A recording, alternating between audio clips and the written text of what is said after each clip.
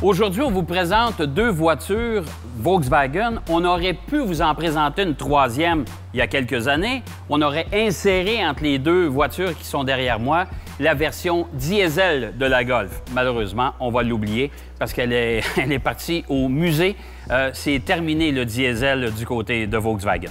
Alors, derrière moi, à ma droite, la voiture hyper écologique, bien sûr, la Golf E, la Golf électrique, qui propose quand même exactement la même silhouette, le même look, le même aménagement intérieur qu'une Golf traditionnelle.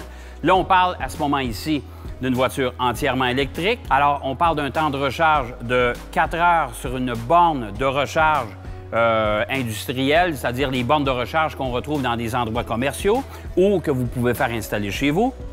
Si vous décidez de brancher votre Golf au mur sur une prise traditionnelle, bien là, je vous préviens, c'est 26 heures de temps de charge. Alors, ça prend pratiquement tout le week-end pour la recharger.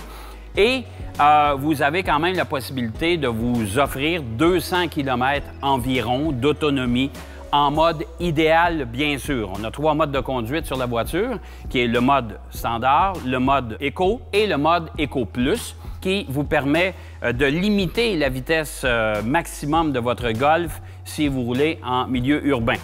Si vous avez le goût, et si vous n'êtes pas nécessairement du style écologique, mais que vous avez le goût d'avoir une Golf haute performance, eh bien, à ma gauche, vous avez le choix avec la Golf R, qui est probablement parmi les concurrentes. On parle maintenant de la Civic type R, on parle de la Subaru WRX STI. À mon avis, la Golf R est probablement la plus sobre du lot, mais la plus intéressante au chapitre de la conduite. On connaît la conduite très dynamique des produits Volkswagen et des produits allemands en général. Alors, cette Golf R va vous l'offrir, évidemment. Honnêtement, même l'hiver, vous allez trouver ça hyper agréable.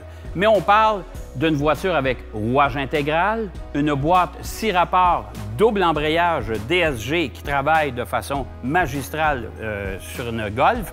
Et on parle d'un moteur 4 cylindres, turbo, bien sûr, de 2 litres pour 292 chevaux sous le capot, 280 livres-pieds de couple. C'est quand même beaucoup et ça vous permet d'obtenir, de maximiser les performances et de vous amuser pleinement derrière le volant avec cette voiture-là.